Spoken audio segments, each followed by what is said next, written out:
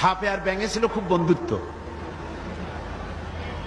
ব্যাঙ বলছে সাপ, তোমারে দেখতে খুব ভালো, তেল কুচকুচে, তারপরে তুমি যখন ফনা ধরো তাও দেখতে বেশ সুন্দর, কিন্তু তোমার একটা দোষ, এটা না বলে পারলাম না, নেভার মাইন্ড। সাপ বলল আচ্ছা বলো, কি কি বলতে চাও? ব্যাঙ বলছে তুমি যখন চলো তখন তুমি কিন্তু সোজা হয়ে চলো না, খালি এইরকম এইরকম করে চলো, এইটা বড্ড বিশ্রী লাগে। তা না হলে তুমি অন্য দিক থেকে খুব ভালো, দেখতেও ভালো, ফনা ধরলে খুবই সুন্দর লাগে, তোমার ক্ষিপ্রতা, তোমার ক্রুদ্ধতা এসবটাই কাবিলে তারিফ। সাপ শুনে বলছে বেয়াদব, আমার সমালোচনা করার এত বড় দুঃসাহস কোথায় পেলি? ফনা তুলেছে, ফস করে উঠেছে।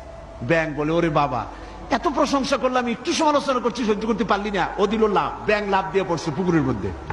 এখন ফোস করে উঠছে, পাশে ছিল এক রাখাল, ফোস করলো কি, আগায় দেখে যে সাপ, হাতে ছিল হেদায়েতুল্লাহ, বুঝছেন তো কি, বাস বিসমিল্লাহ কই আরম্ভ করছে, জায়গায় শেষ, একদম সোজা।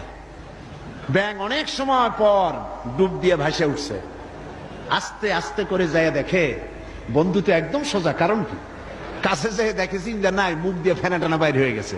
কয় বন্ধু সেই সোজা হইলেন, তবে মুখ দিয়ে ফেনা বাইরে সোজা হইছেন, ফেনা থাকতে আর সোজা হইলেন না। সুতরাং আপনারা ঠিকই ফিরে আসবেন, তবে সহজে আসবেন না, কারণ ক্ষমতা বড় বালাই, এটা দারুণ মোহ।